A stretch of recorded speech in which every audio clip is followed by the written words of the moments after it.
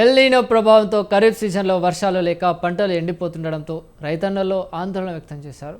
నందికొట్కూరుకు చెందిన రైతు వెంకటరెడ్డి తన సొంత 3 ఎకరాలతో పాటు మరో 6 ఎకరాలు 20,000 చొప్పున కౌలుకు తీసుకుని 9 ఎకరాల్లో మినుము సాగు చేశారు.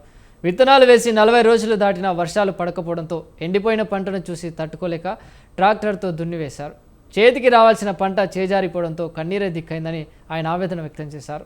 వ్యవసాయ శాఖ అధికారులు వెంటనే స్పందించి పంట నష్టాన్ని పరిశీలించాలని, ప్రభుత్వం నష్టపరిహారం, ఇన్పుట్ సబ్సిడీ అందించి ఆదుకోవాలని, లేని పక్షంలో ఆత్మహత్యలే శరణ్యమని వేడుకుంటున్నాడు.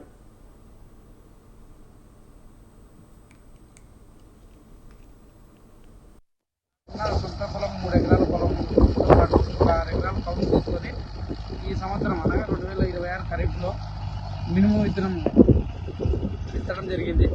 ఈ ఎల్‌నినో ప్రభావంతో తీవ్రమైన వర్షాభావ పరిస్థితుల వల్ల ఈ పంట 45 రోజుల స్టేజ్ ఇది. పంట పెరుగుదల లేదు. కాబట్టి నేను ఈరోజు 100 ఎకరాలు రొటావేటర్తో చెడగొట్టడం జరుగుతుంది. కాబట్టి ప్రభుత్వం మా నందికొట్కూరు రైతుల మీద దయ ఉంచి కనీసం కరువు మండలం నాకున్న సొంత పొలం 3 ఎకరాల పొలంతో పాటు ఒక 6 ఎకరాల కౌలు తీసుకొని ఈ సంవత్సరం అనగా 2026 ఖరీఫ్లో మినుము విత్తడం జరిగింది. ఈ ఎల్‌నినో ప్రభావంతో తీవ్రమైన వర్షాభావ పరిస్థితుల వల్ల ఈ పంట 45 రోజుల స్టేజ్ ఇది.